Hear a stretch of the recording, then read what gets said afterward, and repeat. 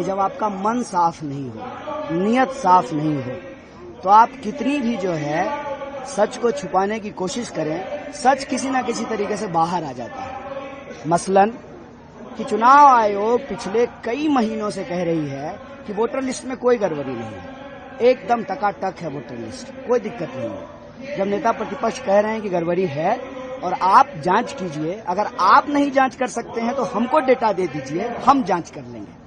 जब उनको पता चला कि वोटर लिस्ट की जांच हो रही है तो गड़बड़ी तो निकलेगी, क्योंकि ये गड़बड़ी करके बैठे हुए हैं। तब उन्होंने कहा कि गड़बड़ी को रोकने के लिए तो एसआईआर कराया है, मतलब गड़बड़ी है।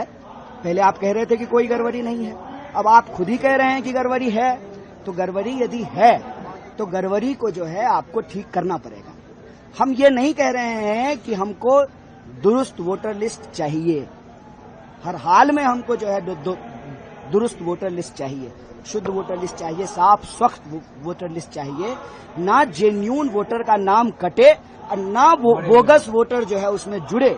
हम शुद्ध वोटर लिस्ट चाहते हैं, लेकिन ये करने का काम चुनाव आयोग का है। और चुनाव आयोग की जो मंशा है आज के प्रेस कॉन्फ्रेंस से पूरी तरह से साफ हो गया है।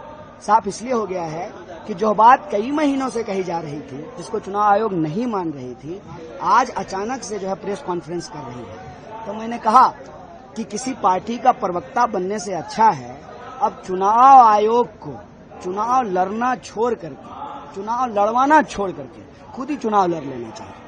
क्योंकि जो सवाल बीजेपी उठाती है वो जवाब चुनाव आयोग देती है, जो सवाल हम चुनाव आयोग से पूछते हैं उसका जवाब जो है बीजेपी के प्रवक्ता देते हैं।